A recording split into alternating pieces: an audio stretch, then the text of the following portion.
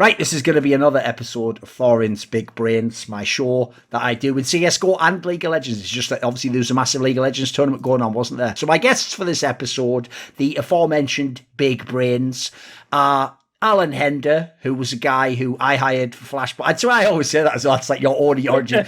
I'm like a salt persistent. You didn't actually exist, Allan, before I was aware you existed, but exactly. Now you do. So that's all that. So I actually invented Allan Hender a couple of years ago. I brought him on talk shows. Eventually, like some sort of fucked up, like, this is a straight fire concept, look it up later if you want on your own time. Tibetan tulpa. It's like I created him as a thought form. Eventually I convinced people via shows with Moses, for example, to believe he was a real person. Eventually I even convinced a bunch of American owners to let me hire him for an event. And recently, you won't even believe this, guys, I finally convinced DreamHack he's real. Bad news is DreamHack's going out of business. They're not going to exist anymore. So that just kind of shows you what luck is like in the esports industry, Allan, when you finally get that break. You know, they're just going under, aren't they? Like, it was very strange going on DreamHack and you get on there and then immediately they're playing content and talking about this is the last one ever. It's all over, and you're like, exactly. I just got here, guys.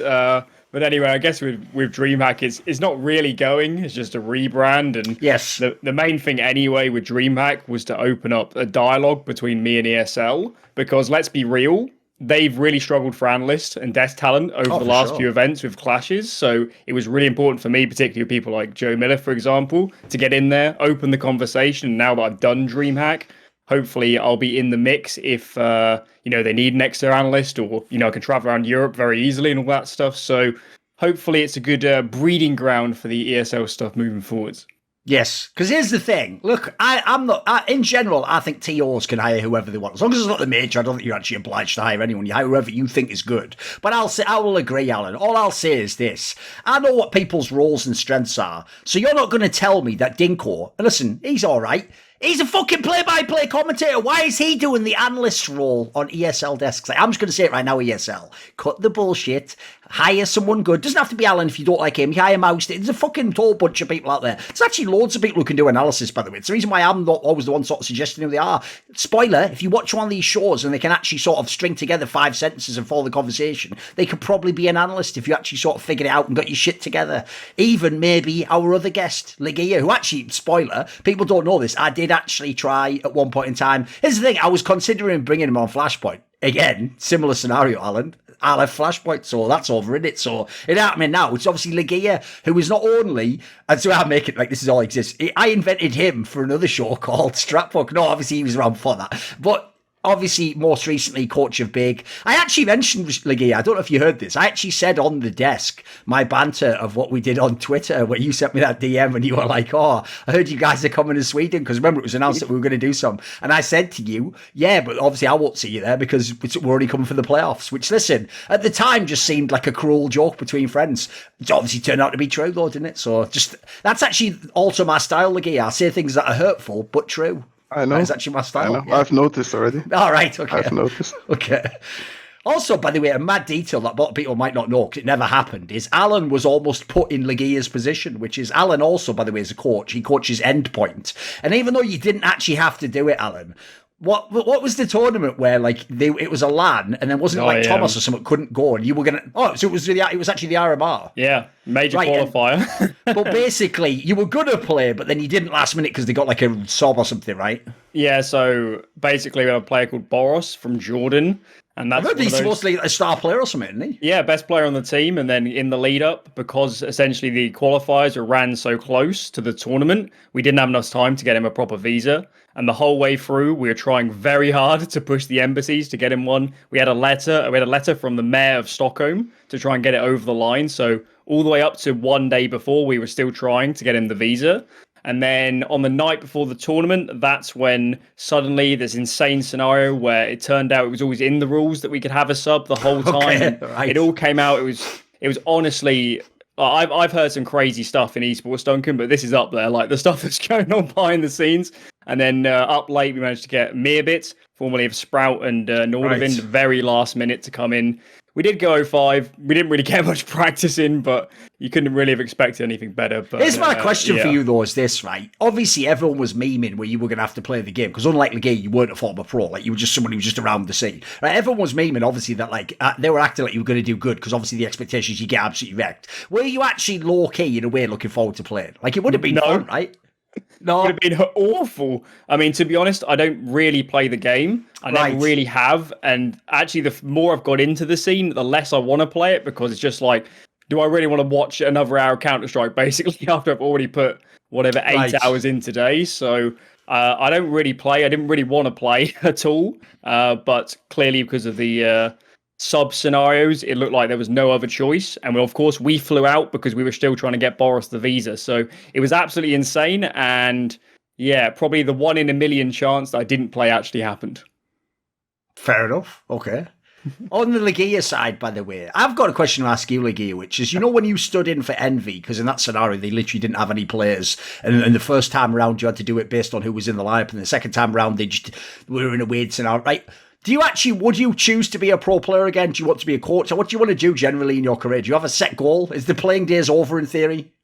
It is over. It is over. I prefer much more being a coach. I think that's where I would bring much more value to a team. So, and also, I've had my tries. I did 2 comebacks. Both didn't go as I wanted to. Even though with Envy, I don't even think necessarily we played that bad, considering the team that we had, and the results were not too bad. But I've noticed that my individual performance was just not anywhere where it should be if I want to reach something again in CSGO. So I just prefer much more now staying coach, and this is where I'm super happy with. Okay. Right, here's the thing, Alan. I don't know, obviously, what people have been watching aside from the majors. So I'm going to do one of these episodes where I want it to be more like we each kind of like pick the team that we're interested in or a topic that we're interested in, and we'll just go as far as people are interested. Because one of the things I hate about the post-major, right, is when people try to run through all the results from the major. You can't do it. Like, you can't do all, like, 24 teams or whatever. So realistically, you have to pick and choose anyway. But what people do is they either just half-arse it and they give, like, 3 sentences about every team, which means you probably don't get any depth. Or they just pick the obvious ones. Like, obviously, we're going to talk probably at some point about Na'Vi, right? But there's no one picking them as the one right out the gate. So I'd rather start with some, like, more slightly obscure ones, as it were. So, like, for example, I'll start you off with one. From the major, I actually want to know, bearing in mind, I can just tell you as a spoiler from behind the scenes, there definitely will be absolutely player changes to this team. In fact, there's a recent rumour that maybe they're going to sign, as crazy as it sounds, Monacy from the Na'Vi Academy team, which is obviously G2, the team that came second. Now, on paper, right, if you come second at the major, and by the way, they only lost, even with the final, 3 maps in the entire major. Like, you in theory should be one of the best teams in the world. Like, obviously in the final, they even were pushing Na'Vi, who was super dominant. Like, all this sounds great. Like, in theory, the discussion should be like, can we keep the whole roster? Do we keep the whole lineup? You know, like, does anyone have to leave? Like, that wasn't that a great result? Alan, what did you think of that from the major? Because I know, obviously, if someone only watched the major, G2 looks awesome.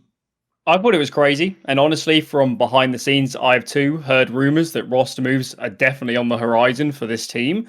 And going into the playoffs in particular, I was certain that they were going to be kind of a dead team walking and maybe even go out initially against NIP very convincingly to NIP was probably my prediction. And seeing them play the way they did was unbelievable, considering what we knew behind the scenes, the trajectory of the team outside of the major in general. So it's actually insane to me that they probably knew for a while that roster changes were coming and things weren't working. And I've heard certain things about there's leadership problems where maybe even they're dividing calling between different players and things like this. To have all these problems around the team and then still make a major find. And Nico, out of nowhere, plays, you know, if Simple wasn't there, it would have been an MVP performance for sure. How on earth Nico pulled that one out of the bag when the team was in so much trouble? For me, it's actually low-key, maybe even the best storyline of the major, because Na'Vi were such heavy favourites going in and dominated everyone the whole way through. But G2 shouldn't have been in a final in terms of the overall trajectory of the team, in terms of, you know, we'll see it play out over the next few months in terms of the roster. And they still did it. Nico looked amazing, and somehow everything kind of clicked in terms of those playoffs games in particular. What do you think, LEGIJA? I think that the switch for them is necessary. I mean, obviously, they really played a super good tournament and obviously making to the finals. Not everyone really expected that to be happening, considering the results they had before. But I think they need a change, especially the thing is about Amanek, I don't know, he's hopper flop. Sometimes he will win you games, and I personally think he played a good tournament and had many impact rounds for G2. But if you look at all the, let's say, top 5 teams in the world, everyone has a very, very strong AWPer, and none of them is below 1.2 rating. And I think it's just a way too strong weapon to not have a very, very good person on this weapon. I don't know how good Amanek really is with rifle or not, but I think they have to make a change and get a really good sniper for them. And I think that could change that they even beat Na'Vi, in my opinion. Because we saw what Nico can do, we know what Hunter can do, and if both deliver and they actually have a very good, strong AWPer, it's pretty much the same as Na'Vi. Obviously, you have Simple, and no one's going to be like Simple with an AWP, but it's enough if you're close to it, let's say. So I think that in case they get Monacy and everything works out for them communication-wise and good coaching staff behind it and everything, I think that they can actually even beat Na'Vi in future, if Monacy obviously performs like how he does right now. But I think changes are necessary for them. Yeah, obviously, listen, we're going to dive into all that. One thing I want to ask you about, actually, LEGIJA, from the playing and the coaching side is this. I tried to explain this to some fans, but I get that it's a weird concept, which is I explained to them, right, sometimes when you know the team is dead, as in this guy knows he's not in the lineup, or sometimes the whole lineup's going to like drastically be changed, not just one player, you know, like half the team might be cut. I said it might sound counterintuitive, but sometimes the team plays better when that's the case, because you almost like know there's not really any pressure, like people are fired, it is going to change, like even if we win, we can't save the team. Sometimes people kind of play without pressure. Have you ever experienced that? Yes, it only depends. Like it depends how the organization itself or the team itself handles the situation. If they're really transparent from the beginning with the players, and if they have good solutions, and you really find an agreement with the players who are going to be changed in future or after the tournament. If they are really willing to give everything from them, as you say, there is no pressure, and it will automatically make you play much better. That's why also in many games there are so many upsets with, let's say, Big is playing against Sprout. On paper, Big is the much better team, but if pressure hits you, you're playing against another German team, you're the favorite, you have to win this game, so it's going to be automatically harder. So with the fact that you will be playing with much less, what you call it? I just fucking lost the word. Yeah, without pressure, sorry. It's just much easier for you, and you just go from game to game, don't care about anything, focus on yourself fully, and it also it gives a different mentality in the team. Everyone knows this. Everyone knows that we are riding the last wave pretty much. So everybody is also giving their best in this case, and I think it helps you a lot sometimes, knowing that you're not going to be playing. Obviously, it's a shitty feeling knowing that, but it can be it has its positives for sure. Because that was the thing I was so worried about when G2 not only made the final, but listen, even if they'd have gotten stomped in the final, because their bracket, people would have said like, oh, that's fine, then, you know, like the bracket was weaker, whatever, really it was Gambit, Na'Vi was the real final, people would have said on paper, right? The problem is, because they made the final look competitive, I remember thinking, like, this is the worst thing that could happen, because now some stupid fan's going to think, keep this lineup, and one thing you should definitely not do is keep this 5-man G2 lineup. Yes. Like, the final actually showed you, by the way, why you shouldn't keep the lineup, because Nico basically was playing some of the best CS probably anyone's ever played at a major. You even had people have their moments, even in the final, and you still couldn't win. You couldn't even win a map. Like, think about like the two players that are the obvious ones on the chopping block, Amanek and Jax. Right, I agree. Amanek actually had some pretty good fucking rounds in the final. I even thought like throughout the playoffs he had some big rounds. Then you go and you look at the Jax side, like that fucking flank Jax did on Nuke was genius. Like that actually was some mega big balls play for a major final. So it's not like these guys weren't trying. Like they seem like they have a very good attitude. They can do what they can within their roles. The problem in the team is like you just need a better team overall. Like if this squad had like they didn't have Nico, for example, say it was like what Mouse Sports will be when Rops leaves, then it'd be a fine team. You could be like 10th best. You know, they could be like good players. But if you have a player like Nico as good as he is, he has to have a team like Simple has around him now. He has to have one of the best teams in the world. Same with Ziwu, by the way. That's why they're making those drastic moves in Vitality. Like they have to have really good players around them because you can already win if you're those guys. You don't have to wait for anything. So I think the problem in their team in general is I've always personally said, just because he's inexperienced still, like Hunter hasn't played that many big lands. People forget this. This was like a second major he was at or something. So he's not as someone where, like Nico, you can just say, oh, I can guarantee he'll be like a superstar player. So to me, the ideal scenario would be you get a really good AWPer, and then Hunter doesn't have to be like the second best player. He can just be the second or the third, and you should have a good bunch of players. So since the AWP is the obvious role to go for, and I totally agree, Leggy, the problem with AWP is it's not just such a binary gun in terms of how you use it, but when you get to the top level, we're talking like the best 5 teams in the world, as you say, they tend to have the best AWPers in the world. They don't just have okay players. Like, you don't tend to get, like, actually, Amanek wasn't qualified for the role he was in for how good G2 is. So if people don't know, Carlos from G2 is an actual fucking G. As in, even if I could tell him, look, there's not really any point asking simple, like he's not going to leave, he'll still go and actually have the conversation. So I can just tell you right now, and you can take this as, oh, you don't know what you're talking about. I do know what I'm talking about.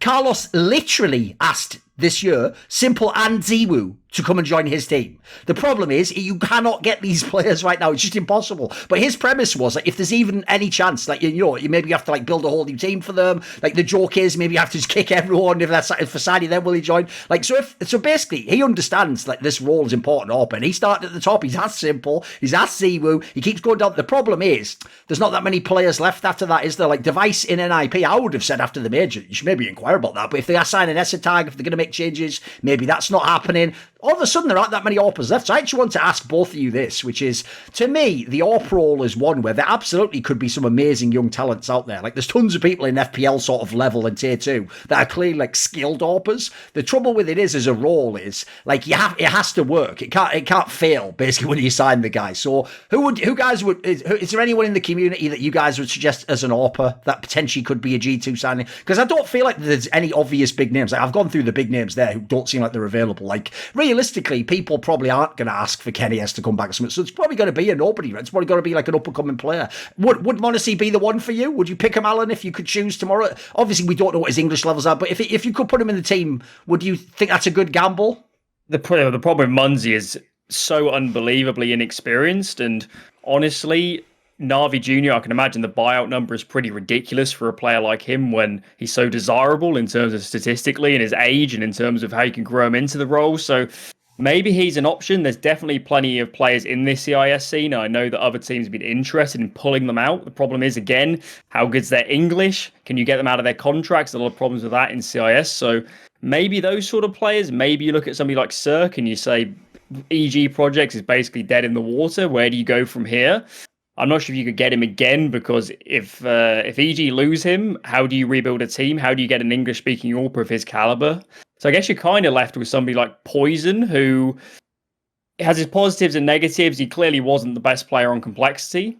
He can have a kind of fine, average level, and he's going to put in decency. Yes, he's going to be better than Amanek, let's be real. But in terms of building a team around Nico and have one that presumably at this point they're going to take that result and say now the goal is to win a major, whether that's kind of realistic or not. Presumably that's kind of the thought process now within G2.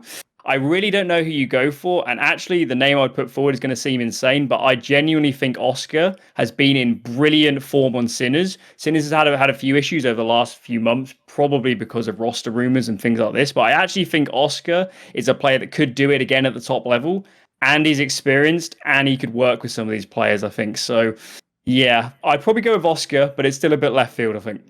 That's definitely a balls. Put it this way, I don't think that pick's happening, unfortunately. That name was completely out of nowhere. I'll say this, though. I'll give you an interesting detail, which is the two names you put forward, Cirque and Poison, obviously both Bulgarian AWPers. I will say those were two of the names. If you remember a story I revealed last year, that at one point in time, they wanted to make a super team of like Nico, Coldzera. This is before Nico went to G2. They were going to make like Nico, Coldzera, Hunter, Nexa, and then a fifth player. That's why they were calling it like the Nico / Coldzera Balkan super team. And they wanted like a Flashpoint team to sign them and just get the total team. And I was trying to get a bunch of these orcs to do it. And when I said, yeah, but who's the fifth? Because the fifth obviously would be an AWPer. Those were two of the names they wanted. Obviously, you'd have to have bought them out. It would be Poison or Cirque. So I would assume that means they actually respect those players. It's probably not even impossible, by the way, if those players were on the menu, the players might want them to join. But I think it's out there. Was there anyone you would put forward, LEGIJA? Is there anyone in the scene at the moment?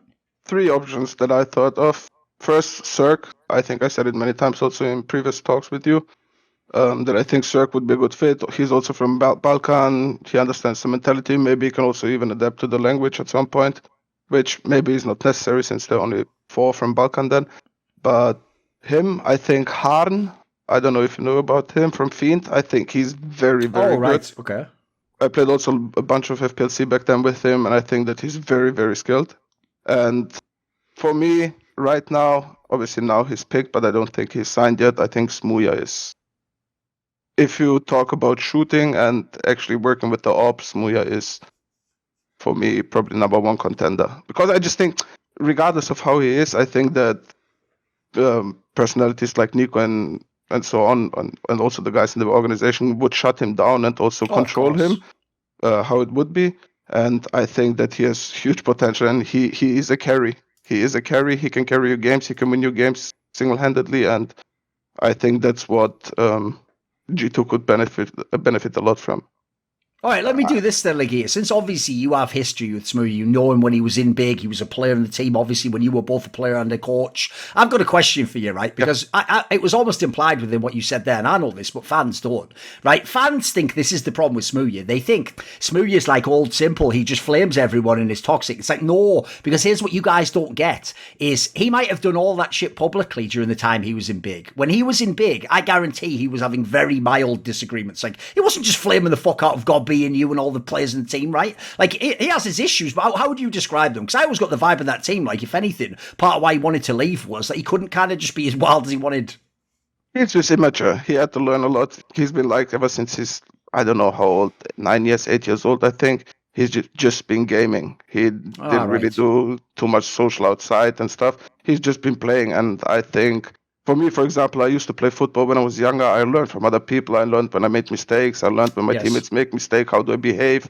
How do I have to react and so on? And I think he lacks this experience. And yeah, also partly maybe because he's British. They have a different sense of humor sometimes, I would say. But yeah, I just personally think he's just immature and had to gain a little bit life experience and grow up a little bit. And I think that we had a big part of that I think that he has changed. Obviously, he's still a little bit out of control sometimes, but that's just Smooya, and I hope that he will never change, because it's just him, and you should not change unless you really don't fuck up or anything. Yeah, I think in general it was just life experience that he was lacking of, and this is nothing that's gonna be not fixable in future. He's been growing, he's been getting older, he's learned hopefully from his mistakes, and I think now it's slowly showing for him. He had 1 year in Movistar, or 1.5 years, which is also quite a long time, being in such a team, especially when you're the only UK person and surrounded by Spanish and Spaniards and Brazilians. So I think he has learned from his lesson, and I think that he's slowly getting ready to actually become someone in CSGO. Maybe we should have that conversation then, Alan. Obviously, at the moment, he's in Fnatic, who actually... It's almost like Fnatic is fucking karma for Alex for having to be in Cloud9. Because if everyone knows the story of Cloud9, they used to play every fucking opponent super close and then lose every series, it felt like. Like, you know, they maybe won, like, 2, I can even remember. The joke about Fnatic is, like, they just win all the series now. Like, they actually do just beat everyone. Like, what do you actually think of, like, Smooya and what the current Fnatic team's like, Alan? Smooya is a tricky one, because if you just look on the server, very mobile, very dynamic, clearly confident in calling around himself, has all the options, T side, CT side. He looks like a very well-rounded player, and certainly in terms of Fnatic, when you go from a player like Jacquinho, or very briefly they use their academy player Regali, when you go from players like that who are inexperienced, not going to be confident, and, you know, potentially the biggest games have a lot of problems, you know, calling around themselves and really being decisive. That's a huge switch up for that team, and he's a massive weapon for you know, Alex and Keita as their coach to use strategically in terms of, you know, how do you set up the team, how do you run a T side. Now, when Smooya has good spawns, you just send him in, send him in first, have him post up on an angle, you know, throw some nice nades. So in terms of Smooya and that team now on the server, it allows them so much more versatility. In terms of, for Fnatic, in terms of their results, I actually think Brolan's the biggest turnaround in terms of helping them win now, in terms of how he's playing a few months ago. But for sure, yeah, Smooya, Smooya, yeah, all the Smooya's issues clearly we've heard over the years are outside of the server, as Leggy is saying, in terms of becoming older as a person. I hope for his sake, in terms of being in Fnatic, their kind of support structure, in terms of coaching, psychologists, all of these things can actually help him grow as a person and sort of iron out these issues. And I've heard enough things from inside Fnatic to know that already with this lineup, they are really addressing issues of mentality and communication and staying calm in games. So everything I'm hearing from inside the camp says that they know what Smooya is, and they're actually trying to work around it and improve him. So, yeah, everything I've seen on the server is great, and hopefully, the things outside of that server don't kind of hold him back moving forwards. Any thoughts on Fnatic, LEGIJA? I think they're doing actually a really good job. Results are speaking for them. I think that Messi actually surprised me, to be honest. I didn't really expect him to be that good and that consistent. I think he's playing very smart, very consistent with shooting. Brollan has caught up again on his form. And obviously we all know he's been in the top 15, top 10, I think, last year. So if he reaches his potential again, I think this team can be very dangerous. Obviously it will take them. They will not win any tournaments in the near future. But let everyone gain a little bit experience. Let Alex form the players also a little bit more, get a good system together going with his coach together, and everything will be fine, I think, for them. They are definitely, in my eyes, they have the potential to become a top 10 team. I think a lot will depend on Crims. I want him to step up a little bit more because he will, in my opinion, he could be the factor for them being actually a top 5 team. If he really catches to his old performance back, I think that they can be a very, very strong team. But it all depends on how the team is going to function mentally wise. If there is no trouble and no problems inside the lineup, I think they can do good. No, I agree. And also it depends on what sorry, Duncan. Depends also what happens once they start losing a couple games. Are they going to start pointing fingers on each other, at each other? Are they going to try to overthink and already think about maybe we need to change, maybe this is not working? It all depends how the organization and the team itself handles all these situations. And sometimes you will have to eat shit. It's going to be like that always. And depends how you survive this period. Sure. I agree, by the way. I think the key thing for me is they had to figure out how to get Brollan and Smooya to coexist and both be really good. If that can happen, as you're kind of saying there, LEGIJA, if on paper one of your worst players is supposed to be Crims, you might have an extremely good team in that scenario because we know he can be a credible player. And by the way, for his whole career, you can go back and look. He doesn't have to have star player roles at all. This guy can just put up the numbers from any position. The guy, he really is like a fucking journeyman player. You can just put him in almost any of the shit positions. If we swap it up a bit, there is a team from the major I want to talk about, and crucially they're actually playing a LAN right now, which is that Gambit, and they're actually at the V4 Future Sports Festival thing at the moment, which on paper they're supposed to win because it's basically them big and then maybe Entropic, depending on how good you think they are, right? This is a team, LEGIJA, that there's so many angles we can go with this. So I'll just go with I'll give you a big one and then we'll dive into it, which is people already, after IEM Cologne, if you remember, the first big LAN that we saw Gambit at, people already wanted to say, because they lost to FaZe in the quarterfinals, they're onliners, just obviously onliners, right? But if people remember, if you go back and look, actually stats-wise, they pretty much were all at the level you'd expect from online. It's just that FaZe, Carrigan had a great series, and they narrowly beat them. It wasn't like it was some dog shit stomp or something. But after this major, and the way the semi-final went, because if you saw on the desk, we were all trying to make it, so it was exciting for you still. We weren't just saying, right, now he's going to stomp him 2-0, the Gambit guys are we had to build it if this goes anything like it was online, could be the best series. In fact, this could be the real final. I have to say, the actual result of what the semi-finals was really underwhelming. I thought it was kind of a bit shit, and it means, this is the question, people think for real, LEGIJA, Gambit are onliners. They just couldn't ever summon the form that they had online. What do you think? I think that's bullshit. I really think it's bullshit. Obviously, it takes a little bit more if you play on LAN, especially such a big stage, and we have to talk now. They've been dominating for 2 years, or they've been at the top for 2 years now, or 1.5 years. Been winning many tournaments, big tournaments online, and coming then to a LAN. It's obvious what's going to happen. Everyone will now question them. Are they going to be as good on LAN as they're online? So that's also a lot of pressure coming to them. I think they handled the situation very good. I don't even think they played bad. I think they played a good tournament. And talking about the game against Na'Vi, I've experienced playing against Na'Vi as a coach, and I know how good they are. And if they get a good day, you just don't win. You just don't win. And even if you lose 16-6, sometimes you can say, fuck, we played good, but it's just impossible. They are so good. They're right now so good that I don't think losing 2-0 in doesn't matter what fashion, that it's a shame and that you should consider them online or whatever. I think they play just as good on LAN, like to do online. But there's obviously other factors coming in, such as pressure and setup and whatsoever. But I don't think they are at all onliners. I think they're a very good team, and I think in future they will win more tournaments. I think they need to make one change, and then they can become a very, very strong team. Where are you on this one, Allan? Yeah, in terms of kind of Gambit at the major and in general, in terms of since we've gone back to having more LANs, I think it's just honestly they're still such a young team outside of Hobbit. Even Hobbit isn't that old, let's be honest, and they've got a lot of growth to go in terms of that sense. And as Leggy is saying, when you play online, when you play in your bedroom or at your boot camp, every tournament kind of blends into the same thing, and you sort of forget what's going on, and you're just playing a bazillion matches, and nothing really feels different. And I can imagine for them, remember, it's been a long time since a major, and they have not played it as a lineup.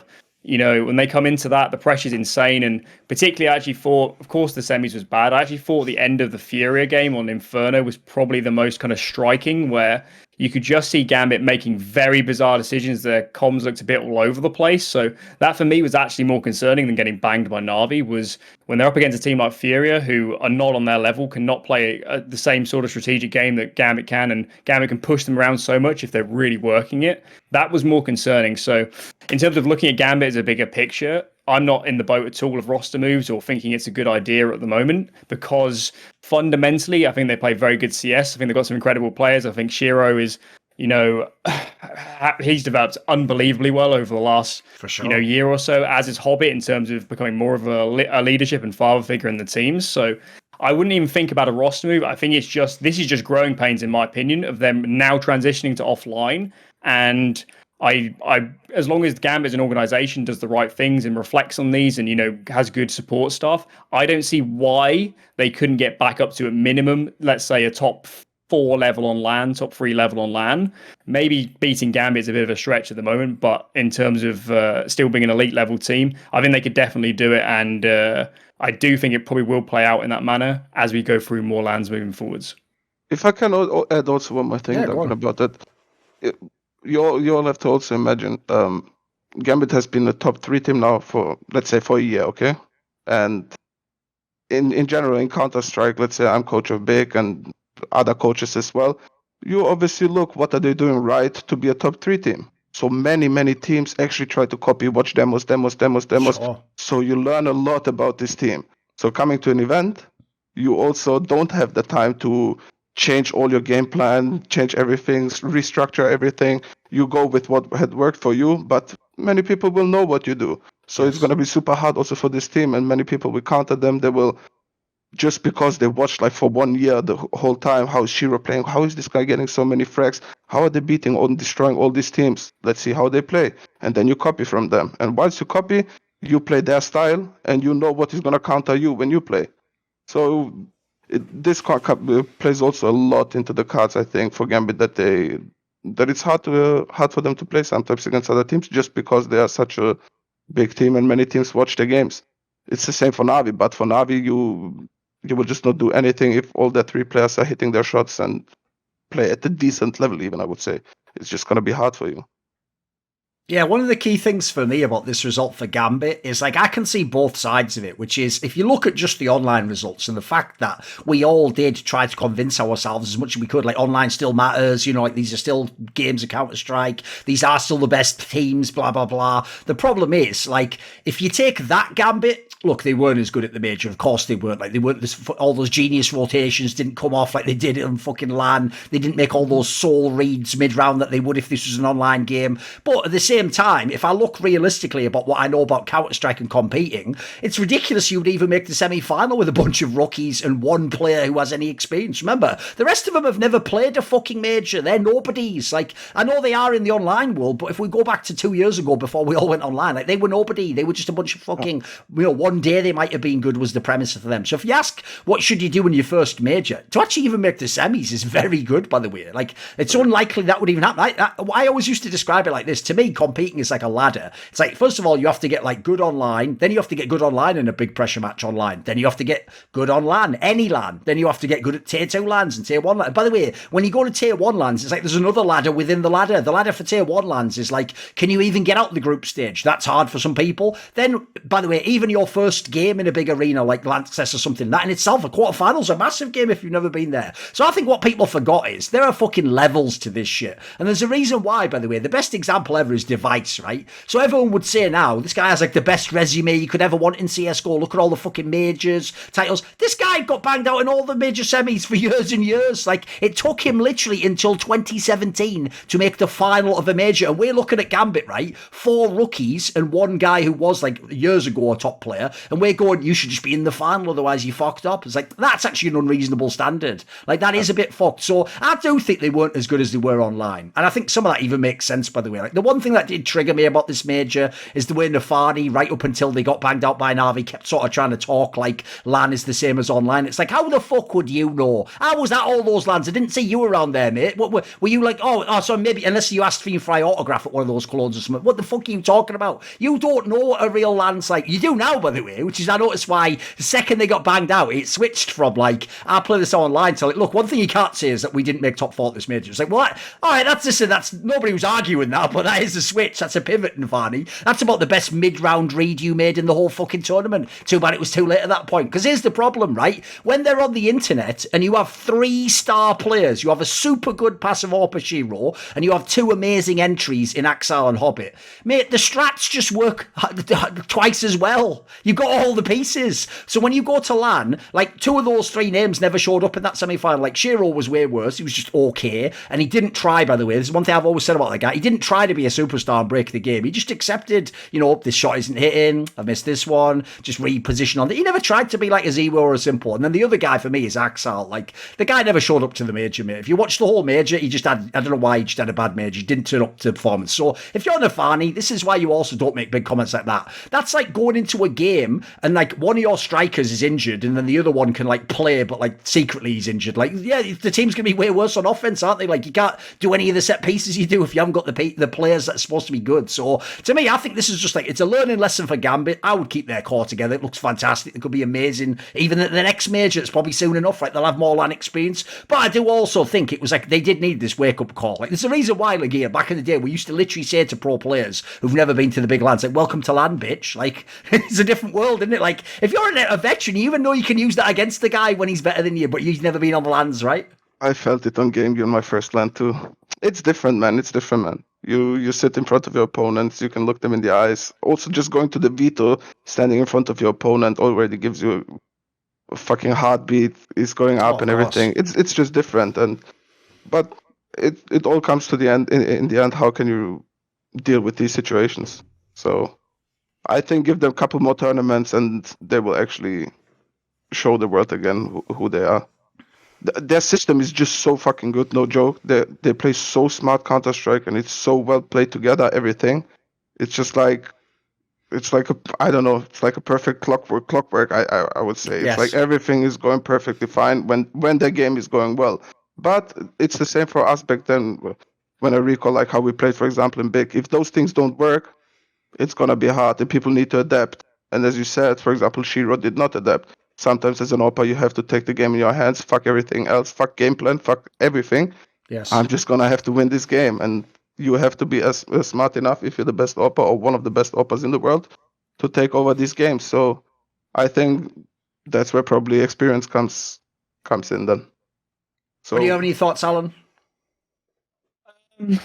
Not really, just resonate with what you're saying, I guess, in terms of just growing pains and it's going to move forward. I guess Axel is the one player you look at and you say, where's the form gone? Why have you changed your play style? You seem to me to be playing all the same spots, a lot of the same roles, and for some reason he's not performing the same as he was 6 to 8 months ago. So there is a player to put a bit of a spotlight on, maybe him, but I certainly agree with what LEGIJA is saying in terms of their system, in terms of how they play. The thing with Gambit is it's like the small things and the little plays, the little piece of team play between two players are literally unreal. And you'd be amazed by the amount of like pro teams that just have literally 20 rounds called Gambit or small moves called Naphany or Inters. Like the amount of things like people lift from a team like Gambit is insane. So that's why I'm kind of hammering here that they can still play insane CS, and I would expect them to get a lot better as LANs continue. Oh, I'll give you one other quick angle as well, because I noticed when Simple did that HLTV podcast the other day, one thing he said there that I thought was very telling was he said that there were even times when they would practice and he would sort of turn to Blade and be like, can you just call? Because Boomich is like doing bad calls in this practice. And Blade would sometimes say to him, like, yeah, but he's got to learn, so we've got to let him do it basically in some of these games. Like, that's one thing I wonder if they made the rookie mistake, which was when you're online, and Groove or Finn or whoever it is who works with them in terms of the coaching staff, if they're with you online, they can just talk whenever they want. So that can also make those calls even better. Like, you've got another set of eyes, you've got a veteran player. So I wonder how much, like, because here's the thing, when you're online, in theory, that's the correct play. You're trying to win the online tournament. You're not trying to be best on LAN. But actually, to be the best on LAN, to some degree, you should also, like, learn that discipline of, like, it's only going to be Unifani. It's you and the timeout. That's all you're going to have on LAN, mate. There's not going to be a guy, like, just randomly giving you a comment, like, to try this next round. Oh, what about this? Like, watch the money. Like, you have to, that's why, in my opinion, the cool thing about I Am Cologne a few months ago is it just ended up being like a fucking advert for why real in-game leaders are super sick on LAN. Because basically, like, Glaive and Carrigan probably had no business being in the semis, but they just showed you what, like, a sick, super experienced in-game leader does when you're on LAN. Like, they can just do all this shit, whereas the other guy's losing his mind, wondering why it's not the same as the online game. So I think Gambit's going to be fine. I understand why people are upset at the same time, but it's also not totally their fault. Like, part of the reason we're all upset as well is we just wanted someone to give Na'Vi an epic game, which didn't really happen until the final. And even then, I'm just going to say it because I'm like this. I also think part of why the final was so exciting is just because I think Na'Vi sort of got in their own heads a little bit and thought, like, fuck, I can't believe, I don't really know if G2 actually was beating them in the game. Like, some of those rounds, like once Na'Vi actually woke up, no one could stop them, mate. Like, as soon as Simple on both maps actually woke up, he just started doing, like, Neo from the Matrix shit where he was just winning every round. Like, basically, there was only that round where Nico missed the Deagle kill. That was about the only time Deagle had even done anything. And by the way, spoiler, that's why the Deagle will never be a truly accurate gun. If even Nico can fucking miss every now and then, no one can hit that gun. By the way, that's almost karma as well. I've seen him hit about 10,000 fucking Deagle headshots that should never have landed. So yeah, guess what? Eventually, fucking Faust's bargain has to be paid, Nico. And in the major final, when the guy was just sitting there, yeah, you get CSGO'd. We all get CSGO'd eventually, mate. We all get CSGO'd. Already said he missed the shot, but what's worse even is how fucking fast did Simple kill him. Oh, I know. It's just that's so what crazy. no one gave credit to. So yeah, dude, crazy. he just did like a 90-degree flick and shot him with the opposite. In that scenario, anyone else would still miss. You get a second crack at it, don't you? You get at least get the reset. I know. It's unfair, isn't it? It's just unfair. All that needs to be said is this, right? This is how utterly ridiculous Simple is at CSGO. Turns out PGL actually fucked us, Alan, and put a graphic on screen after the final that said that Simple in that game had 50 kills. He didn't, by the way. He had 40 kills. But it's just that he's so insane. We didn't even notice that. We all just ran with it like, wow, 50 kills. Incredible. Like, yeah, exactly. Like, production actually fucked us completely. I know it's meant later why I didn't say that, but like, and we look like idiots for all saying it. But the point I'm giving is like, that's the other thing about Simple's game.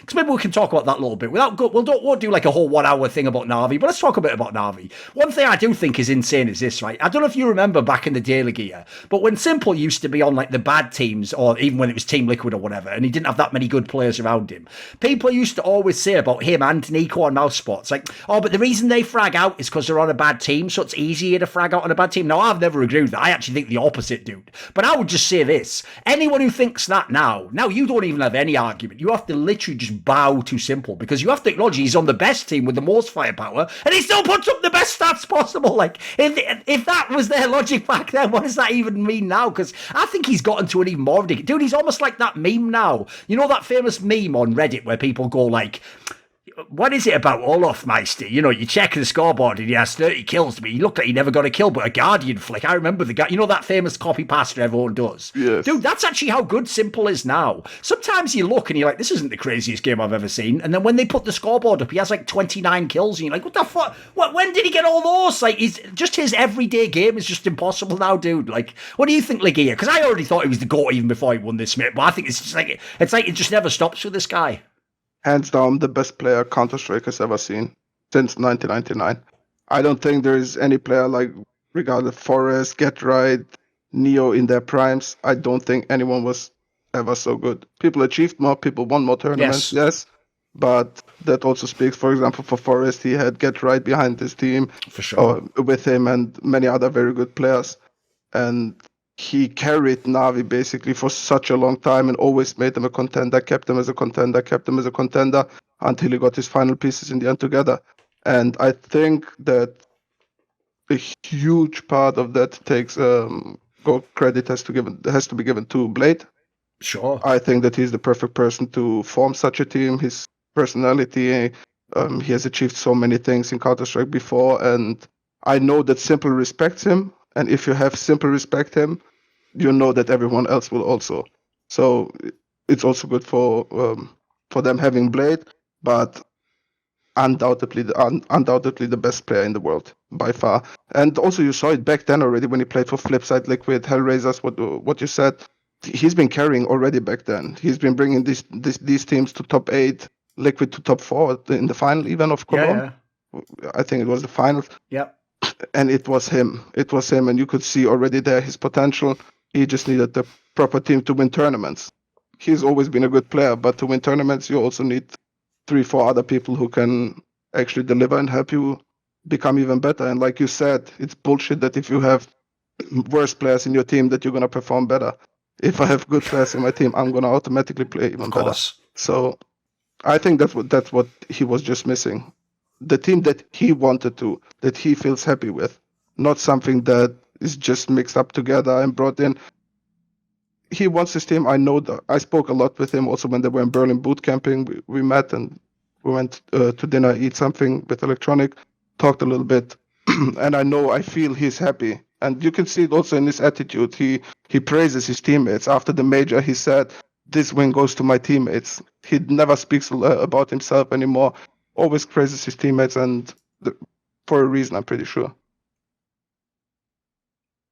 Yeah, I guess on Simple, I genuinely believe that major final might be the best performance ever by an individual in the series, considering the weight of the moment, considering what he was going for, and the fact that it's kind of in major finals in the past, he didn't have the team around him to do it, and they fell at the last hurdle. And in all of those games, they were never really in it in the previous major finals. To come into this one and just absolutely bang them. First map, insane. Second map, held them in it. No way they get to overtime without him. So I thought it was pretty insane. And actually, I've watched a few esports over the years, and maybe Faker's the one that stands out as the parallel. But actually, for you, Duncan, do you actually think that Simple is the best kind of esports player ever? Is there anyone that really has played at this level before, in your opinion? The reason I would say esports general, sorry. He means that all esports. The reason I would say Simple is number one in all esports is, I mean, we're talking obviously not just about resume. Like if people are going off greatest ever, like LEGIJA says, Device has a better resume in CSGO. You don't even need to go beyond that. But obviously we're talking about like combining the eye test of like, you know, how good the guy actually is when you watch him at the game. First of all, I think Simple has probably the best eye test. Like you'd have to compare him to people from games like Quake with the skill expression. It's just crazy. And even then, right, the only people who basically compare are like the Quake champions, and they have basically an unfair advantage, which is it's a 1v1 game. So if you really are the best, you can win every time. Well, we've all seen from Simple's career, sometimes he was the best, he didn't win most of the time. And then the other angle is this: Quake is just a much, much smaller game in terms of competitor base. Like, there's way less people trying to compete. True, they're all amazing at it, but in fact, that's part of why you don't get new people. But it's a way less, like, basically you're trying to beat the same 10, 15 people over a 20-year span. In a game like Counter-Strike, there are millions of people trying to play the game. Like, so I would say it's more comparable to like people like Faker. And the difference is this, right?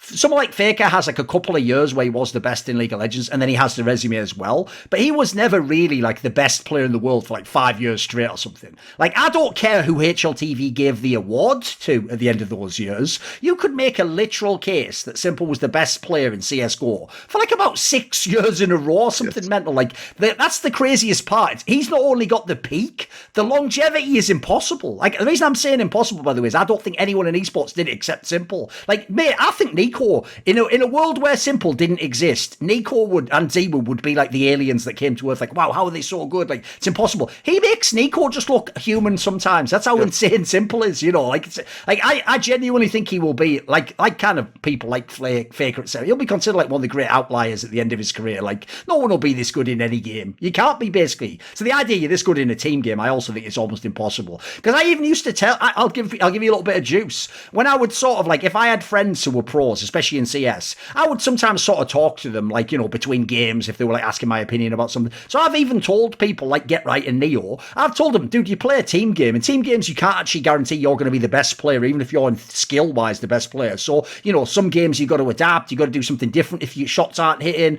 Like, the joke is with Simple, it's like, actually, that's wrong, mate. You can just be the best every single time, so just do your shit normal. Like, I'd have to tell him that, wouldn't I? Like, the coaching advice is terrible, isn't it? But it's true. Inhuman, I don't know. It's just, when you play against him also in practice, it's not like that he's just jumping around. He actually plays serious, and he's just not missing. Yes. He's just not missing. I'm sorry, and I've genuinely never ever in my life experienced someone playing this good. He's just fucking toxic good. It's just disgusting, and I don't think anyone ever, also not in the future, will become who Simple was. And I think he will be forever the best player in the world in Counter-Strike, 100%. It's just inhuman for me to be this consistently good. He doesn't have bad series. He just doesn't have bad series. It's like almost like when Coldzera started at the beginning, and I watched also his LAN statistics back then. I don't know, like 25 or 30 LANs in a row where he had like 1.1 and above for sure. rating, which was for me ridiculous. Yes. And then I compared with Simple, and he's even much better. So I'm like, what the hell? How good is this guy? Yes. So he just not normal. And you know that famous cliche where people say, like, you know, like, hard work beats talent, but people often forget the second part, which is if talent refuses to work hard is the rest of the sentence, right? Simple is the ultimate example of why you try to tell every kid, no matter how skilled they are, you still have to do all the work and prepare and mentally. Because if you do, by the way, that's why he's just unbeatable, because he already had, like, arguably the most skill, and then on top of it, he actually has. I agree with you. He's just, like, the worst thing, by the way, for Simple's rival that ever happened was actually that Blade hooked up with him in this team. Because if people don't know, Blade really is like a professor. Like, what, you know, all those fans who say the same thing we all did, like, wow, Blade's style is outdated. You wouldn't beat Blade in an argument. I guarantee you this right now. Like, if you tried to argue with Blade about why his style was wrong a few years ago and you were right, you would lose the argument, because he's actually so smart. He has brilliant reasons for everything he does, right? But the thing is, Blade's style, this is why I think he ended up a bit outdated, is he was trying to just go for the perfect style. Like, he was talking as though he had the Astralis players and he could do anything he wanted in the game, which I do think is a bit of, like, it's almost like there's a saying we have in English, like, the perfect is the enemy of the good. It's like, if you try too much for perfection, you'll actually mess up, like, a bunch of things you could have done just good enough and win the game, right? But the good thing is this, I actually think what happened is, I've talked to both of them, I think actually Simple, like, fucks with Blade's mentality. Like, he loves that, like, the fact that he believes, like, there's perfection possible in the game and you can always do something better and there's, like, a higher macro way to play the game. And I think actually of all the players, I would say Simple seems like the one who's taken that the most on board. And if you talk to him, dude, he seems to be totally in line with Blade's philosophy on the game. So I actually think the two of them together, it's why I often make comments which people probably think are a bit harsh, where it's like, I don't really think Boomich is like a true IGL in the way that, like, Glaive is or Carrigan is. I think Simple basically calls whatever the fuck he wants for himself and a little bit of the mid round if he's alive still. And I think Boomich just does the basic, you know, the opener to the round, or like the other thing is, you remember those pictures from the major? They all had all those printouts of this, I'm assuming strats or the scouting report for the opponent. There's another thing. If you have fucking Carrigan, he's not handing out notes before the game. It's all in his head. Like, you just worry about what I'm going to call, mate. I'll do the calls. Like, that, the way they were handing that out made it seem like it's more of like a team effort in Na'Vi. I don't think Boomich is really sat there like the mastermind doing it all. So I think, yeah, I totally agree, mate. You already had the best player. And this is why if you're one of his rivals, you shit out of luck right now if you want to win for the next few years. You took the best player who already had the best work ethic, and then he combined with someone who's basically like a genius at Counter-Strike and how tactics work. And he likes it. So it's game over for all of you. Like, Ziwu, you're just a little fat kid that's really good at shooting people. Nico, you're mega, but you have terrible taste in teammates. It's almost like me with, well, I can make a side joke there, but TOs will just say this. You just say TOs, make it funny. Ha ha. Flashpoint. Ha ha. Remember Flashpoint? Yeah. Anyway, you get the point. So, yeah, the rest of you, you're just good at Counter-Strike. Simple just mastered the game. It's over for you. It's over for all of us. It's over for all of us. Ford, and they were just like, right, sell everyone and try and buy everyone good. Nobody's ever going to win again unless we all make super teams. Like, I almost got that vibe. So when this news came out, it almost is like this news is like, we must make. It's like that shit from that meme from that Batman movie, like, we must kill the Batman. That's like what everyone's trying to do to Simple and Navi now, right? They're all trying to make super teams. So this Vitality one is pretty crazy, right? LEGIJA, what do you think of this? Because obviously Vitality was a purely French team. You had to be French or Belgian, basically, to be in it in the past. They spoke French. And as far as we knew, they had no intentions to change. Like, they looked like with the whole Kyojin thing and the players they brought in over the years that they were going to stay that route. And instead, they've done this crazy move where they bring in some Astralis players, Astralis coach, and they're going to, like I say, they're going to try and make some kind of a super team about Ziwu. What do you think about this potential move? Are you up for it? Is it good? I'm up for it 100%. I'm just not on the same page with who they left in. I'm not going to name really any names or anything. I actually, fuck it. I think that Mizuta... You're not an Apex fan?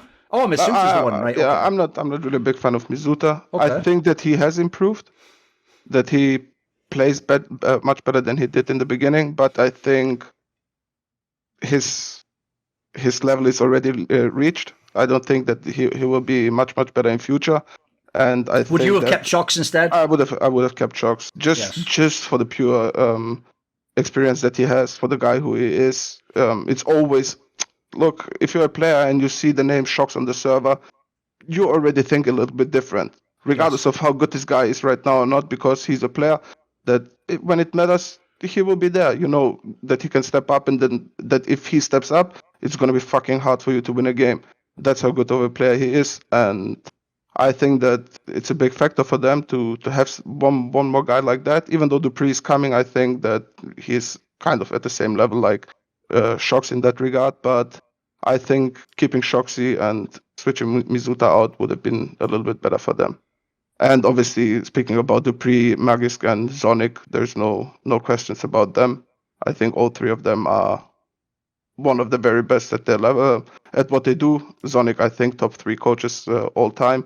Was for a very long time the best coach in the world. Many people try to copy, ask what are they doing right and what not. So I think it's a good move for Vitality. Do I think they will be much better than they have been in their prime? I don't know. It can go the wrong direction, even though if you look at the lineup, I think everyone would agree that they should be always a top 5 contender team. Since they made upgrades with their changes, I think Dupree and Magisk and Kyojin and Shoxy out, I think that Magisk and Dupree would bring more to the team, but it will take a lot of time. And then it's also the question: how are they going to prevail the rough times if they don't win a big tournament? The shit talk that's going to come then afterwards. So that's going to be that's going to be, I think, an important factor for them. But overall, I think that they made good changes.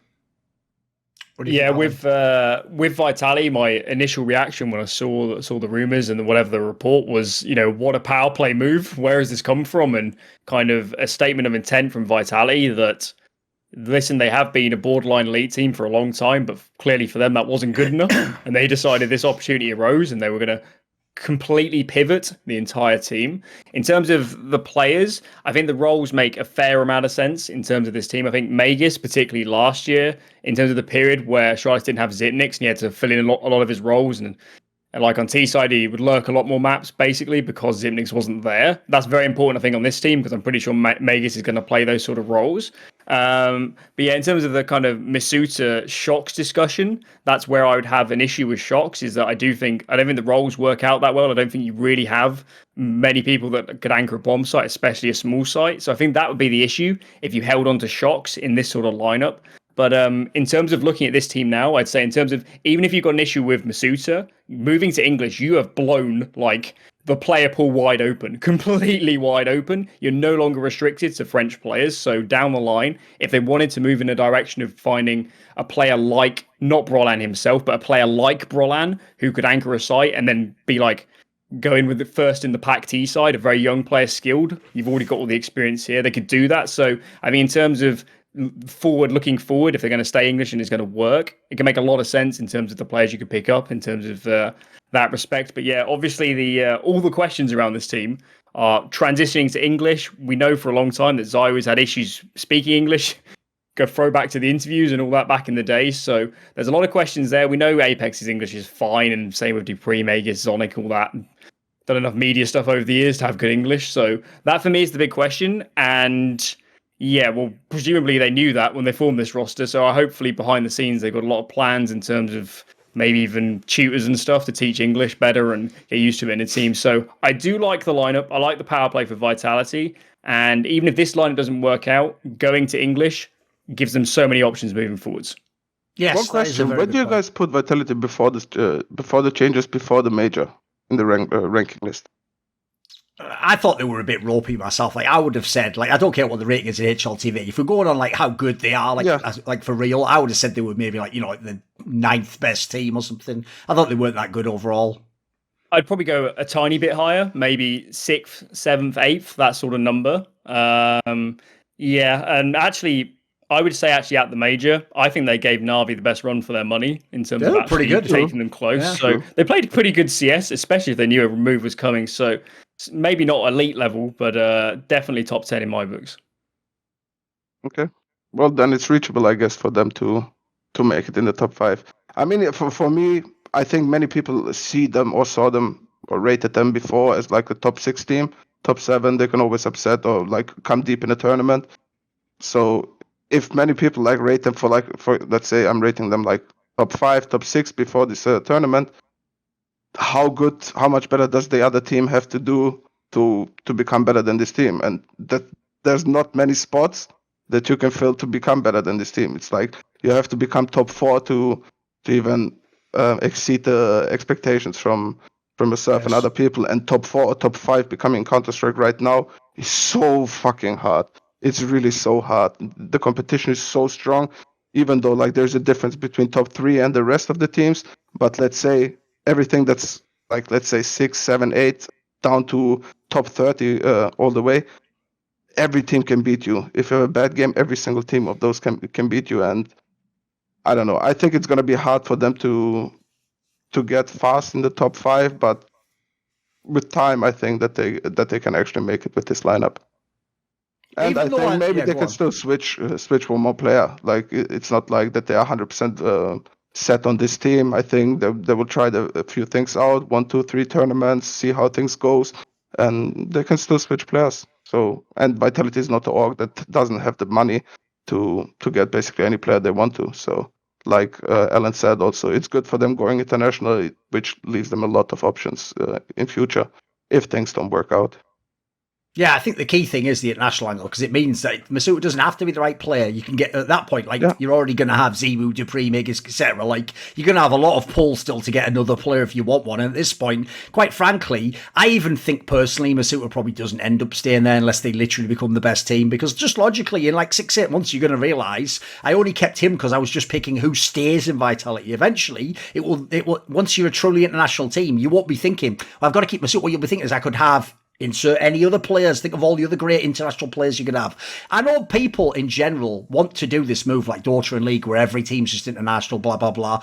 So basically, I actually think generally teams, if they can, should try to stay one language or one culture, blah, blah, blah. The problem they had in the Vitality was there's just no players left in the French scene. And unless you're willing to gamble on Kenny S and people like that, you're just not going to get anyone. Like there was no up-and-coming talent in the French scene, unfortunately. Like they've destroyed whatever pipeline they had. And quite frankly, they already tried all the rookies. Like Masuta was halfway decent. Navira was all right for a while. And quite by the way, it was never going to work out long-term if you knew any of the behind-the-scenes shit that people said about that guy. So I think it was the right move to go international. And crucially, this is why it was the right move as well. You're not just any international team. You've got fucking Ziwu. Like, if you have a player that good, you don't have to have the best tactics around him, mate. People, in fact, if I'm someone around Ziwu, right, I'm literally looking at what Perfecto does in Na'Vi. My job is not to die. If I don't die, we might win the game because I've got the best player on our team. Like, I want more people like that around Ziwu, not people where it's like Kyoji. Like, one day he could be a good fragger. Like, what can he do for me today? Nothing is the answer. Like, that was just a shot in the dark and it failed. So to me, the only question I have about the team is, I was actually surprised. I don't know if anyone else saw this. I couldn't find it when I was looking it up now. I saw there was like some interview where it was implied that Apex will stay as the in-game leader, though. That is the part that surprised me, because I actually thought when they were getting Mcginis, maybe that was for him to become the in-game leader, because I even told, if you want a spoiler, once I knew Glaive was going to re-sign with Astralis, I even told G2 myself, dude, I would just sign Mcginis because you're IGL if I were you. I know he's done it in Astralis a bunch of times now, successfully, by the way, on LAN and online. So if he wants to like change the role or something, because I felt like it was maybe implied that he was, since he was splitting with Glaive, maybe he wants to do that. I thought that would be a good angle. I don't mind the Apex one. I thought he did a pretty good job, and I will say they never really had the pieces to be like number one when he was there as the IGL. Like, they had Ziwu, but again, this is why these superstar players actually do skew the game too much for fans. People will look last year at Vitality's team and go, oh, but they were like number one or number two or number three. It's like, yeah, with a guy posting like the best stats you could ever imagine. That actually tells you the opposite, you idiot. It tells you the actual team is not as good as you think. Yeah. He's just boosting them up, isn't he? Like, normal players, you shouldn't have to expect that from them. You're allowed to have just like a normal game that, like, I don't know, fucking someone who isn't Ziwu, like Rops will just have like a normal game every now and then. He's supposed to be able to win some of those. If you only win when Ziwu or Simple post like a 1.4 rating, spoiler, your team isn't actually that good. Like, the maths just tell you that, don't they? So I think the key player for me in this team is probably Dupree, because I think in Astralis, I can give them a lot of leeway because no one knows where the team was. I already knew the whole time a bunch of players are going to leave. Some might stay. No one knows where they're going to because it's all the roster drama. Right, I can understand playing not that great then. But if he's in this team and you want them to be like a team that can win the major, he's got to be like one of the best players in the world again. He's got to get back to the level he was at. Like, even a year ago, he was pretty good still. Like, if he can become one of the best players, and he is one of the most consistent in history, I'll give him that, then this could be a really exciting team. Because, again, right, forget the language part. If Ziwu's going to frag out like he is, which I assume he will, and then you have Dupree's, let's say Dupree can just be a top 20 player in the world. And the rest of the players, like I say, you don't have to be good. Just don't be bad. Just don't, like, be a negative aspect. Do your role. That already is a mega interesting prospect. And here's an angle people probably haven't thought of, is obviously his entire career, Ziwu played under X-Stars as his coach, right? And from this French scene. And I got the vibe when I talked to some of the players in the French scene that, like, because they know he's some, like, genius prodigy player, I got the vibe they didn't really try to fuck with Ziwu much. They kind of just let him do his thing. And then sometimes within the team context, they maybe asked him to play a different spot or whatever. I want to see if Zonic actually unleashes the guy, because I feel like if you're Zonic and you played with someone like Device, by the way, not as good at skilled a player as Ziwu, and you watched people like Simple who could just take over the game, I think you go ham with this guy. You go, listen, I'm going to unleash you completely, mate. I'm going to figure out everywhere I want you on the map. I'm going to encourage you to be more aggressive and proactive, like everything. It's time for you to be the best player, basically. And if you do, I get to win everything as the coach again. Because there's another angle people are missing. You think Zonic isn't mega motivated to prove he can win without Glaive and Device and all those? Of course he is. By the way, low-key, they all want to do that. Glaive wants to win without the others. Device wants to win without. Of course they do. Every player, by the way, it doesn't matter how much you like your teammates, you also want it to look like it was just you. That's sick, isn't it? If everyone thinks like Tom Brady style, it was just you, that's low-key your dream, isn't it? So I want to see the Ziwu like Zonic effect, because people are forgetting that part. Like, this is one of the best coaches ever. I want to see, because I don't think he's going to do the Astralis style, by the way. I think he'll readapt it to these new players. It won't be like trying to run shit from 3 years ago. I think also, what did I want to say? About Ziwu and Zonic. It can happen the same like what happened, for example, with us in Smuya. When Smuya joined us back then in Big, he was really a phenomenal AWPer. Like, he hit his shot at least, but he had to learn a lot about the game. And obviously, we try to implement our style. We try to implement him into our style and our system, and he struggled there a lot. So, getting a new coach, starting again from new, trying to figure out again a new system and all that, even though it will be worked around you, it's still sometimes probably not your comfort zone. So maybe it will be also a little bit issues for Ziwu in that case, that he's going to struggle a little bit with that. But I think that Zonic has absolutely the potential to unleash this guy, and once he is unleashed, we know what can happen. And like you said, everyone else in the background has to just do their job pretty much. And also, let's not forget about Mcginis. If he is not the in-game leader and he actually gets to the numbers that he did, like, I don't know, when was it, in 2019, I think it was, just before Corona, I think he was very, very good, very, very good fragger. And he made also a big, how do you say? He had huge impact in the games that Astralis played back then. And I think that with Zonic, I think he's the right guy to make actually this team work, especially just also because he's so respected in the community and by pretty much every player in the world. So I think they have a good shot at becoming very good.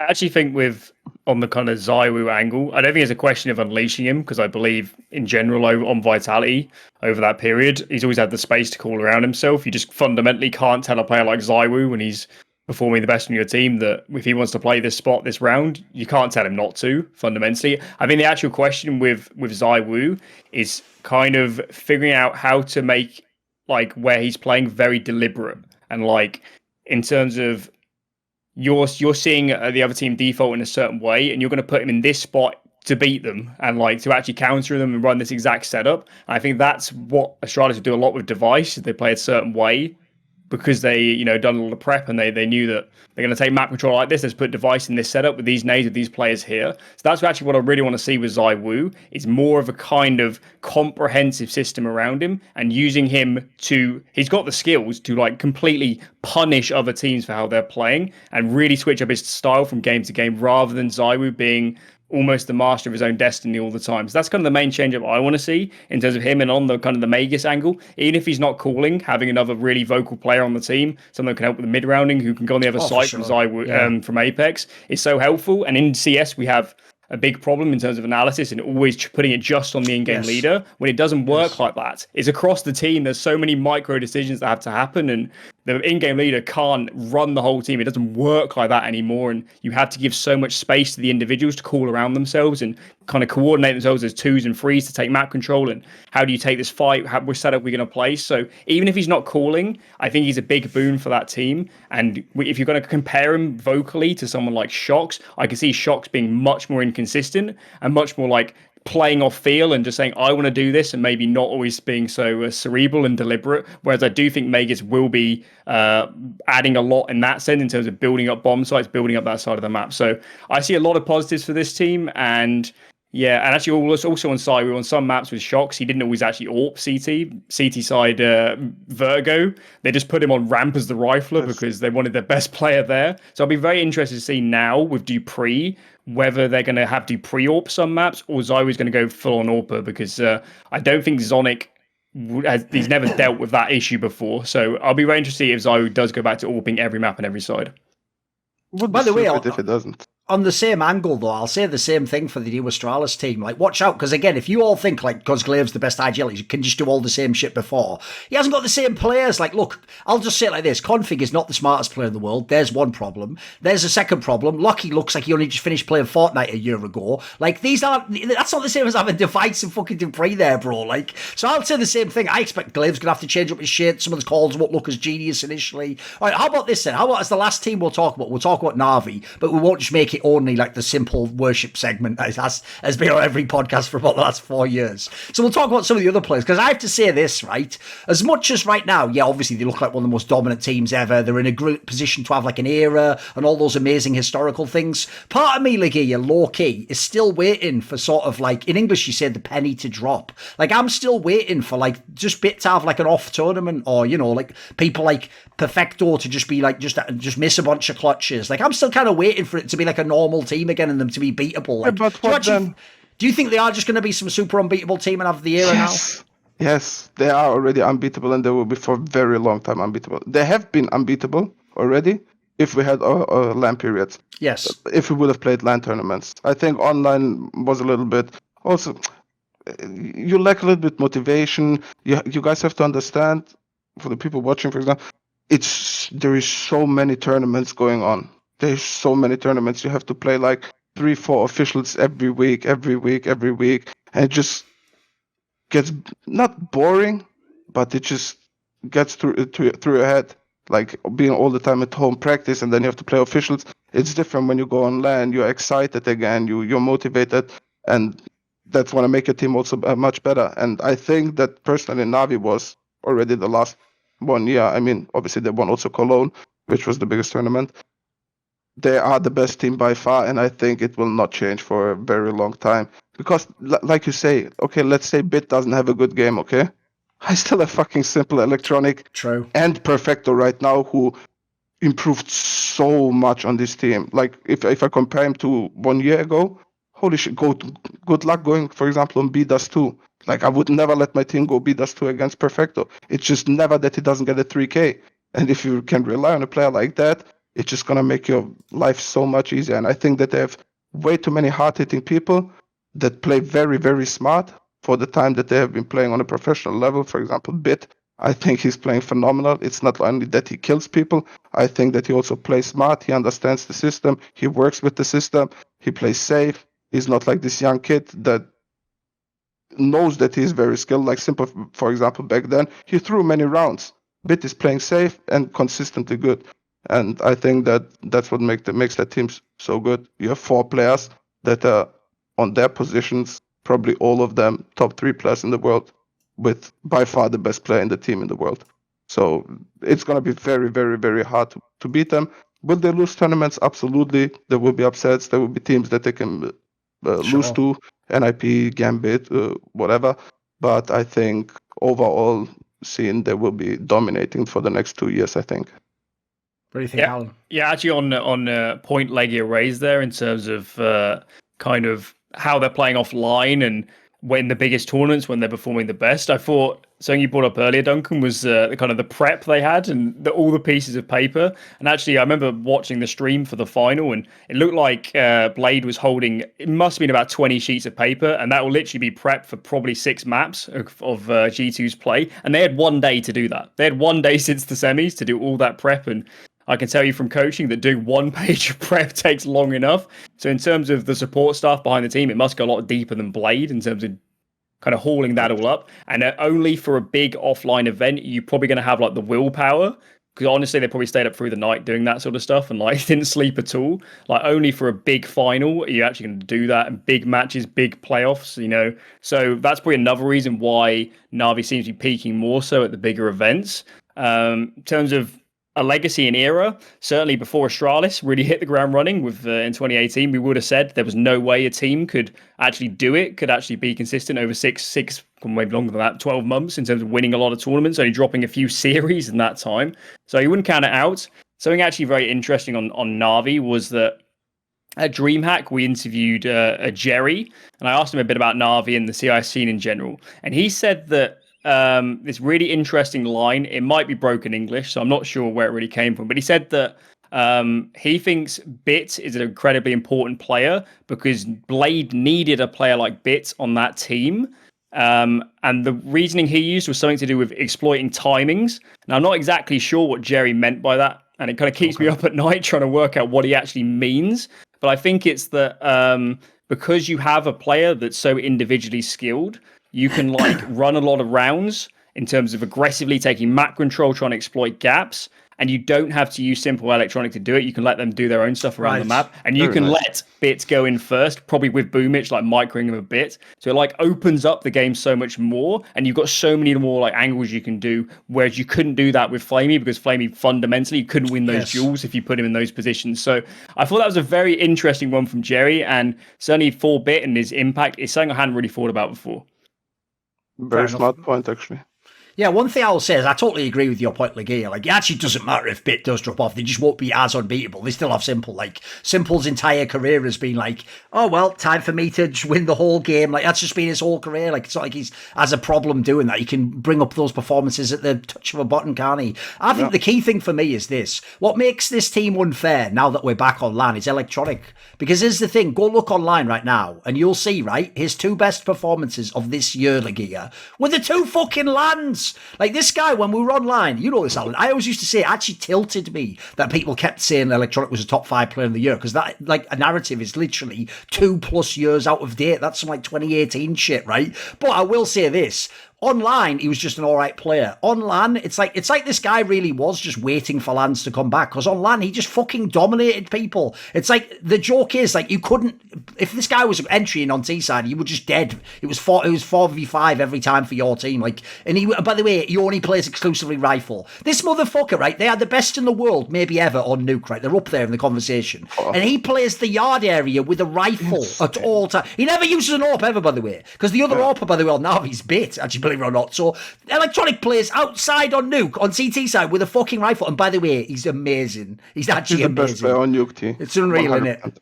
Yeah, every player tries to copy him, and just his timings, his reads, it's just so good. Like, perfectly well-rounded player, and I think by far the best player on his position.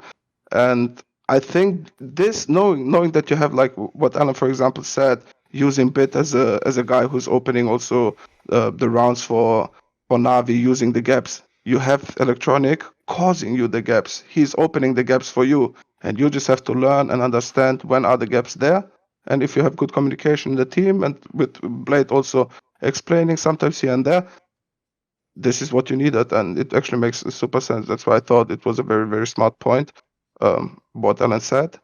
And I don't know, they're just too good, man. They're just too good. And Electronic's performance is out of this world. How he played at the major, this is the Electronic we all know. Yes. And the reason why everyone feared playing against Electronic, because he's a very disgusting player to play against. You don't know when he's there. You don't know if he's there. It's just hard, and he always is in your head, and he's very smart and very balanced in his own game, that he understands once he's in your head that he doesn't have to do too much. He's just playing slowly and waiting for you to make mistakes, regress and whatever. And yeah, I think he's hopefully back. And by the way, on the Perfecto angle, I actually like the analogy a lot of people have made, which is he is like the fucking CIS Zipnix. Like, the guy just makes the right decision every fucking time in the clutch. But here's the problem, though. I know this is where you know people are mad out of date with their takes. People were like taking it as a controversial statement that I said he's better than Zipnix. Have any of y'all watched Zipnix this year? That guy never made it to 2021. He was just waiting the whole time to get the motherfucking bag from Astralis. And by the way, he has, and he might just fuck off like Bilbo Baggins back to a fucking hobbit hole somewhere to write his memoirs and just never do anything again. I don't know. I think you guys are way out of date. Like, listen, if he comes back, he was a great player once. He hasn't been for a while now. He was one of the worst players in Astralis, and obviously he had all that time off. So here's the difference. Perfecto right now is probably the best clutch / support player in the world. Like, Zipnix is some name from the past, boys. We've got to let the past go for now. Yes. That is it's not the case. So I know there's another thing, right? You notice how if you were going in order of players to talk about, you'd get to Perfecto fourth in Na'Vi. Like, mate, he's probably the best support player in the world. It just shows how this is why this team is now OP. No, he's still a very good player. The team's just OP as fuck, though. Like, I agree. Like, there's no. Here's the problem, right? It's not that like there are teams that could beat them. It's just there's no reason why anyone should actually place ahead of Na'Vi at any tournament. Yes. So that's how you sort of know you are in an era when they just should win every tournament they play in. So I'm looking forward to it anyway. Absolutely. This video was kindly supported by Lager15, Matt Pugnatio Rajcula, Travis Goff, Zack Schmidt, Adam Ochs, Alexander Rao, Animosity, Blake Mcginis, Bot Pounder 420, Hades, Jdubs, Jensen Goh, Joseph Ginsburg, Kovacevicd, Tobias Bernasconi, Zoomba, Zyrathenia, and a special thanks, of course, goes out to Jerky's Minion and DZL. Do you want to suggest a topic or a guest for my content? Want to ask me a question in one of my video AMAs? Do you want teasers for who the upcoming guests are going to be? Or maybe you'd like to take part in one of those long donated discussions that I do? Well, put your money where your mouth is and join the Scruminati today via the Patreon link in the description box below.